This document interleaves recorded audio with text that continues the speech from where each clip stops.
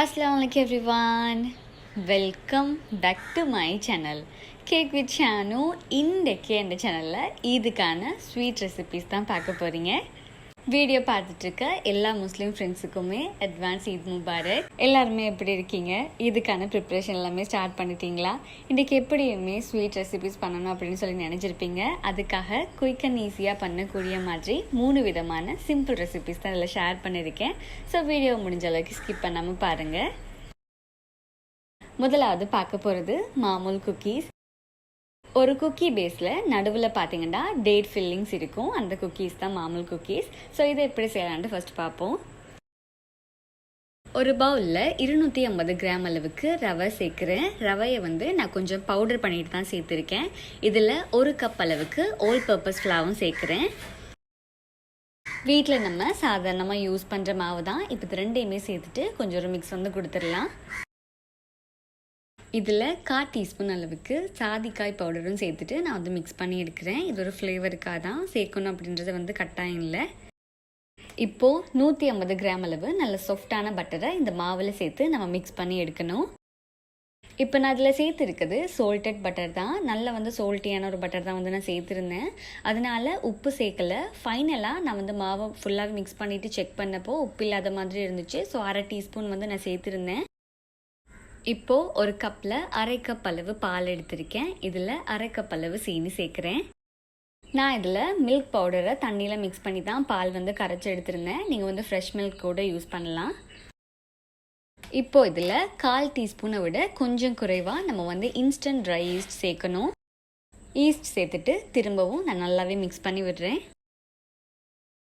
இப்போது ரெடி பண்ணி எடுத்த மிக்ஸை நம்ம ஏற்கனவே பிணைஞ்சு வச்சுருந்த மாவில் சேர்த்து ஒரு டோவாக்கி எடுக்கணும். 1/2 கப் அளவு பால் கொஞ்சம் அதிகமான மாதிரி தான் இருக்கும். ஆனால் ரவை நல்லாவே ஊறி வரும். தேவைப்பட்டால் கொஞ்சமாக மாவு சேர்த்து கூட நீங்கள் இதை மாதிரி ஒரு டோவாக்கி எடுக்கலாம். ஆரம்பத்திலே சொன்ன மாதிரி நீங்கள் அன்சோல்டட் பட்டர் யூஸ் பண்ணியிருந்தா இதில் 1 டீஸ்பூன் சரி உப்பு சேர்த்துருக்கணும். நம்ம ரெடி பண்ண டோவை பார்த்தீங்கன்னா இதை மாதிரி நல்ல சாஃப்டாக இருக்கும். இனி இதை ஒரு பவுலில் வச்சு மூடி 2 மணித்தியாலம் வரைக்கும் ரெஸ்ட் பண்ண விடலாம். அடுத்ததாக இதுக்குள்ளே வைக்கிறதுக்கான டேட் ஃபில்லிங் நான் ரெடி பண்ணி எடுக்கிறேன். இதுக்காக 350 கிராம் அளவுக்கு டேட்ஸை நான் சீட்ஸ் எல்லாமே எடுத்து க்ளீன் பண்ணி வச்சுருக்கேன். இனி நம்ம இதை மேஷ் பண்ணி எடுக்கணும். நல்ல பழுத்த பழமாக இருந்தால் நமக்கும் மேஷ் பண்ணுறதுக்கு ஈஸியாக இருக்கும். அது மாதிரி டேஸ்ட்டும் நல்லாயிருக்கும். இப்போ இதில் 1 டேபிள் ஸ்பூன் அளவுக்கு பட்டரும் சேர்த்துட்டு மிக்ஸ் பண்ணி எடுக்கிறேன். நல்லா மிக்ஸ் பண்ணி எடுத்ததும் ஃபைனலாக இதில் சாப் பண்ண உங்களுக்கு பிடிச்ச நட்ஸை சேர்த்து மிக்ஸ் பண்ணி எடுங்க. இனி இதை குக்கீஸில் நம்ம ஸ்டஃப் பண்ணி வைக்கிறதுக்கு மாதிரி போல்ஸாக ரெடி பண்ணி எடுக்கிறேன். மீடியம் சைஸ் போல்ஸ் தான் நான் ரெடி பண்ணி எடுத்திருக்கேன். நீங்கள் ரெடி பண்ண போகிற குக்கி கொஞ்சம் பெருசாக இருக்கணும் அப்படின்னா நீங்கள் இந்த போல்ஸையும் கொஞ்சம் பெருசாகவே ரெடி பண்ணி எடுக்கலாம். அவ்வளவுதான். நம்ம ஸ்டஃப் பண்ணுறதுக்கான டேட்ஸை இதை மாதிரி ரெடி பண்ணி எடுத்திருக்கோம். இப்போது 2 மணித்தாலத்துக்கு பிறகு நம்ம ரெடி பண்ணி வச்சுருந்த மாவு பார்த்திங்கன்னா இன்னும் நல்லா சாஃப்டாகி வந்திருக்கும். இப்போது இதில் இருந்து ஒரு பீஸ் எடுத்துகிட்டு கையில் வச்சு நான் நல்லாவே தட்டி எடுக்கிறேன். நான் யூஸ் பண்ண போகிற குக்கி கட்டருக்கு ஏற்ற மாதிரி கொஞ்சம் பெருசாகவே தட்டி எடுத்திருக்கேன். இப்போ இதுக்குள்ளே நம்ம ரெடி பண்ணி வச்சுருந்த டேட் போல் வச்சிடலாம். இதை நம்ம நல்லாவே க்ளோஸ் பண்ணிவிட்டு டைட்டாக ஒரு போல் மாதிரி ரெடி பண்ணி எடுக்கணும். அடுத்ததாக குக்கி கட்டர் வச்சு இதில் ஷேப் கொடுத்து எடுக்கிறேன். மாமூல் குக்கி செய்கிறதுக்கு நிறையவே மோல்டு இருக்குது. ஆனால் அந்த மோல்டு எனக்கு கிடைக்கல அப்படின்றதுனால தான் குக்கி கட்டர் வச்சு நான் கட் பண்ணி எடுத்திருக்கேன். இதுக்கு மேலே நான் ஃபவுண்டன் கட்டர் வச்சுட்டு இதை மாதிரி ப்ரெஸ் பண்ணி டிசைன் பண்ணியிருந்தேன். இது கம்ப்ளீட்டாக ஆப்ஷனல் தான். உங்களுக்கு விருப்பமாக இருந்தால் நீங்கள் என்ன டிசைன் வேணாலும் மேலே போட்டு எடுக்கலாம். இதை மாதிரியே டேட் போல்ஸ் வச்சுட்டு எல்லா குக்கீஸையுமே நான் ரெடி பண்ணி எடுக்கிறேன். இப்போ இந்த குக்கீஸ் எல்லாத்தையுமே 225 செல்சியஸில் ப்ரீஹீட் பண்ண ஓவனில் 10 நிமிஷம் வரைக்கும் பேக் பண்ணி எடுக்கிறேன். நம்மளோட குக்கியோட ஃபைனல் லுக் பார்த்தீங்கன்னா இந்த மாதிரி தான் இருக்கும். நான் வீடியோ கவர் பண்ணணும் அப்படின்றதுனால சூடோடையே இதை உடச்சி காட்டுறேன். ஆனால் ஆறின பிறகு நல்லாவே இது கிறிஸ்பியாக இருந்துச்சு. அடுத்ததாக என்னோட ஃபேவரட் ரெசிபி basbousa தான். இது பண்ணுறதுக்கு ஒரு க்ளீனான பவுலில் அரிப்பை வச்சுட்டு 1 கப் அளவு ரவை சேர்க்கணும். ரவையை நம்ம அரைச்சிட்டு தான் சேர்க்கணும். அரைச்செடுத்த ரவையில் 1 கப் அளவுக்கு துருவின தேங்காய் சேர்க்குறேன். இப்போது நம்ம சேர்த்துருந்த தேங்காய் ரவையில் நல்லா மிக்ஸ் ஆகிற அளவுக்கு கலந்து விடலாம். இந்த பஸ்பூசாவை ஒரு டைப் ஆஃப் ரவை கேக் அப்படின்னு கூட சொல்லலாம். நல்ல டேஸ்ட்டாக இருக்கும். கட்டாயமாக அதை ட்ரை பண்ணி பாருங்கள். மிக்ஸ் பண்ணதும் இனி இது ஒரு பக்கமாக இருக்கட்டும். இனி ஒரு க்ளீனான மிக்ஸி ஜாரில் நம்ம தேவையான இன்க்ரீடியன்ட்ஸ் எல்லாமே சேர்த்துடலாம். இதில் நான் 6 முட்டை சேர்க்குறேன். முதலாவதாக நம்ம முட்டையை உடைச்சி ஒரு பவுலில் சேர்த்துட்டு அதில் இருக்கிற வெடுக்கெல்லாம் ரிமூவ் பண்ண பிறகு தான் நான் மிக்ஸி ஜாரில் சேர்க்குறேன். இந்த மாதிரி பண்ணும்போது எக் ஸ்மெல் இல்லாமல் இருக்கும்.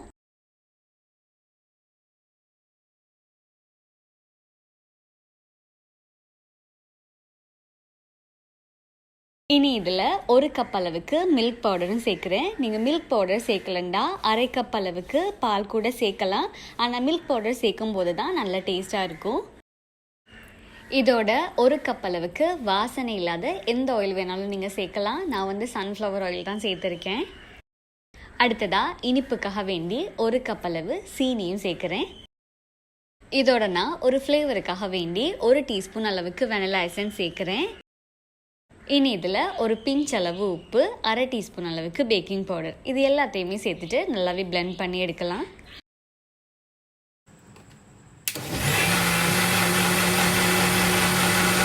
ஓரளவு பிளெண்ட் பண்ணி எடுத்ததும் இதில் 2 டேபிள் ஸ்பூன் அளவுக்கு பட்டரும் சேர்த்துட்டு நான் நல்லாவே இதை மாதிரி க்ரீமியாக மிக்ஸ் பண்ணி எடுத்திருக்கேன். இப்போது பிளெண்ட் பண்ணி எடுத்த இந்த மிக்ஸை நம்ம ஏற்கனவே கலந்து வச்சுருந்த ரவை தேங்காய் பூ மிக்ஸில் சேர்த்துட்டு நல்லாவே கலந்தெடுக்கணும். நம்ம இதை நல்லாவே கரைச்செடுக்கணும். இதில் நான் வெனிலா எசன்ஸ் சேர்த்துருந்தேன். உங்கள்கிட்ட வெனிலா எசன்ஸ் இல்லைண்டா ஏலக்காய் கூட தட்டி சேர்க்கலாம். அதுவும் நல்ல ஃப்ளேவர் கொடுக்கும். இனி இந்த மிக்ஸை பட்டர் க்ரீஸ் பண்ணி வச்சுருக்க ஒரு பேனில் சேர்த்து நான் பேக் பண்ணி எடுக்கிறேன். 180 செல்சியஸில் 30 நிமிஷம் நம்ம இதை பேக் பண்ணி எடுக்கணும். இப்போது இதுக்காக ஒரு சுகர் சிரப் ரெடி பண்ணி எடுக்கணும். ஒரு பேனில் 1.5 கப் அளவு சீனி சேர்த்து 3/4 கப் அளவு தண்ணியும் சேர்த்துட்டு நான் அதை அப்படியே மிக்ஸ் பண்ணிவிட்டு கொதிக்க விடுறேன். ஓரளவு கொதிக்க ஸ்டார்ட் ஆகும்போது 3/4 டீஸ்பூன் அளவுக்கு நான் லெமன் ஜூஸும் சேர்த்துட்டு மிக்ஸ் பண்ணி எடுக்கிறேன். இப்போ சுகர் சிரப் ரெடி பண்ணதும் அடுத்ததாக பார்த்தீங்கன்னா நம்ம பேக் பண்ணுறதுக்காக வச்சுருந்த பஸ்பூசாவும் நல்ல பர்ஃபெக்டாக பேக் ஆகி வந்திருக்கு. இப்போது ட்ரேயில் வச்சே நான் பீஸ் போட்டு எடுக்கிறேன். இதுக்கு மேலே பார்த்தீங்கன்னா நம்ம ரெடி பண்ணி வச்சுருந்த சுகர் சிரப் சேர்க்கணும். நம்ம ரெடி பண்ண சுகர் சிரப்பை அப்படியே சேர்க்கணுன்றது இல்லை, கொஞ்சம் கொஞ்சமாக கூட நீங்கள் சேர்த்து இதெல்லாம் சோக் பண்ணி எடுக்கலாம். உங்களுக்கு எந்த அளவுக்கு இனிப்பு தேவையோ அந்த அளவுக்கு சேருங்க. இப்போது கட் பண்ண ஒவ்வொரு பீசஸுக்கு மேலேயும் நான் கேஷ்யூ நட்ஸ் வச்சுட்டு கார்னிஷ் பண்ணி எடுக்கிறேன். அவ்வளவு தான், பஸ்பூசா ரெடி ஆகிட்டு. இன்ஷால்லா இதை ட்ரை பண்ணி பாருங்கள். ஒரு டிஃப்ரெண்ட்டான டேஸ்டியான ரெசிப்பியாக இருக்கும். நம்ம பார்க்க போகிற 3வது ரெசிபி லெமிங்டன். இதுவும் ஒரு வெரைட்டி ஆஃப் கேக் தான். இதுக்கு நம்ம ஒரு பட்டர் கேக் பேஸ் பண்ணி எடுக்கணும். 125 கிராம் அளவுக்கு நல்ல சாஃப்டான பட்டர் எடுத்து நான் பீட் பண்ண ஸ்டார்ட் பண்ணுறேன்.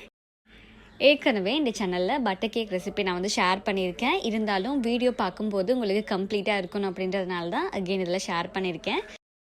இப்போ இதில் 125 கிராம் அளவுக்கு சீனியை பவுடர் பண்ணிவிட்டு சேர்க்குறேன். இது சரியாக 1 கப் அளவு பவுடர் பண்ண சீனியை கொஞ்சம் கொஞ்சமாக சேர்த்து நம்ம பட்டரோடு பீட் பண்ணி எடுக்கணும். அதுக்காக ஓவர் பீட்டும் பண்ணிடக்கூடாது. இனி இதில் 1 டீஸ்பூன் அளவுக்கு வெனிலா எசன்ஸும் சேர்த்துட்டு மிக்ஸ் பண்ணி எடுக்கிறேன். இனி நம்ம முட்டை சேர்க்க ஸ்டார்ட் பண்ணணும். மொத்தமாக 2 முட்டை சேர்க்க போகிறேன். ஒவ்வொரு முட்டையாக தான் நான் சேர்த்துட்டு பீட் பண்ணி எடுக்கணும். முட்டை சேர்த்து பீட் பண்ணும்போது ஓவர் பீட் பண்ணிடாதீங்க, அப்படி இல்லைண்டா பட்டர் தெரிஞ்ச மாதிரி வந்துடும். இதில் சேர்க்கக்கூடிய ட்ரை இன்க்ரீடியன்ட்ஸ் பார்த்தீங்கன்னா 125 கிராம் அளவு மாவில் 1 டீஸ்பூன் அளவு பேக்கிங் பவுடர் சேர்த்து நல்லாவே அரைச்சி எடுத்துருந்தேன். இப்போ இதை கொஞ்சம் கொஞ்சமாக சேர்த்துட்டு லோ ஸ்பீடில் நான் மிக்ஸ் பண்ணி எடுக்கிறேன்.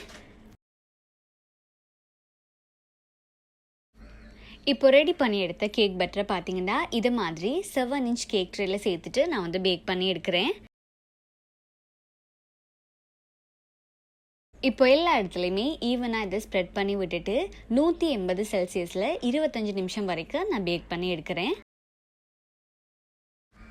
இதுக்கு தேவையான சாக்லேட் கனாஷ் ரெடி பண்ணி எடுக்கிறதுக்காக ஒரு கப்பில் 1/2 கப் அளவுக்கு சீனி சேர்க்குறேன். இதோட 2 டேபிள் ஸ்பூன் அளவுக்கு ஆல் பர்பஸ் ஃப்ளார், நம்ம வீட்டில் சாதாரணமாக யூஸ் பண்ணுற மாவு. இதோட 1/4 கப் அளவுக்கு நல்ல டார்க்கான கொக்கோ பவுடரும் சேர்க்குறேன். டேஸ்ட் பேலன்ஸ் பண்ணுறதுக்காக ஒரு பிஞ்ச் அளவு உப்பு சேர்த்துட்டு 1 கப் அளவு தண்ணியும் சேர்த்து இது நல்லாவே கரைச்செடுக்கிறேன்.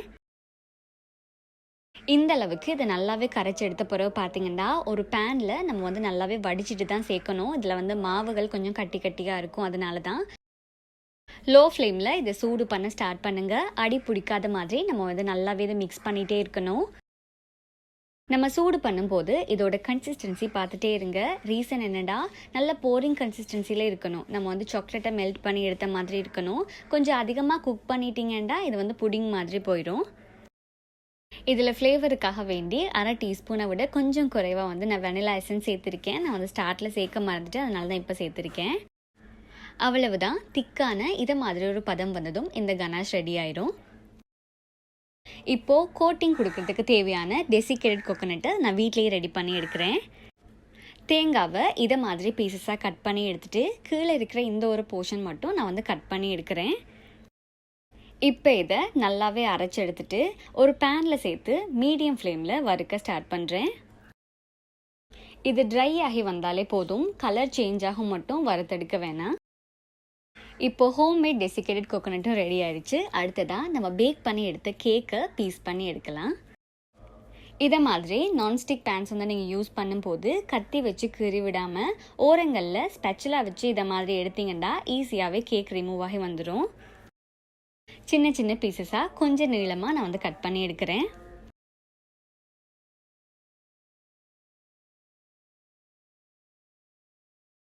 நம்ம கட் பண்ணி எடுத்த ஒவ்வொரு கேக் பீசஸையுமே நம்ம ரெடி பண்ணி எடுத்த சாக்லேட் கனாஷில் டிப் பண்ணி எடுத்து டெசிகேட்டட் கோகோனட்டால் கோட்டிங் கொடுத்து எடுத்தால் இந்த லெமன்டன் ரெடி ஆகிடும். வீட்டில் நம்ம ஈதுக்கான ஸ்வீட்ஸ் எல்லாம் பண்ணுறதே குட்டீஸுக்காக தான். இதை மாதிரி நம்ம செஞ்சு கொடுத்தோமா இருந்தால் அவங்களும் நல்லாவே விரும்பியும் சாப்பிடுவாங்க. இதுவும் நல்ல டேஸ்டியான ரெசிபி தான், ட்ரை பண்ணி பாருங்கள். இந்த வீடியோவில் நான் ஷேர் பண்ணியிருந்த 3 ரெசிபிஸுமே உங்கள் எல்லாருக்குமே ரொம்பவுமே யூஸ்ஃபுல்லாகவும் பிடிச்ச ரெசிபிஸாகவும் இருக்கும் அப்படின்னு சொல்லி நினைக்கிறேன். வீடியோ பிடிச்சிருந்தா லைக் பண்ணுங்கள். நீங்கள் இப்போ தான் என் சேனலை பார்க்குறீங்க அப்படின்னா என் சேனலை சப்ஸ்கிரைப் பண்ணுங்கள். கூட இருக்க அந்த பெல் பட்டனையும் ப்ரெஸ் பண்ணுங்கள். இந்த வீடியோவை மறக்காமல் உங்களோட ஃப்ரெண்ட்ஸ் அண்ட் ஃபேமிலிக்கு ஷேர் பண்ணுங்கள். இன்ஷா அல்லாஹ் ஈத் வ்ளாக்ல உங்களை வந்து சந்திக்கிறேன். Until then take care, by.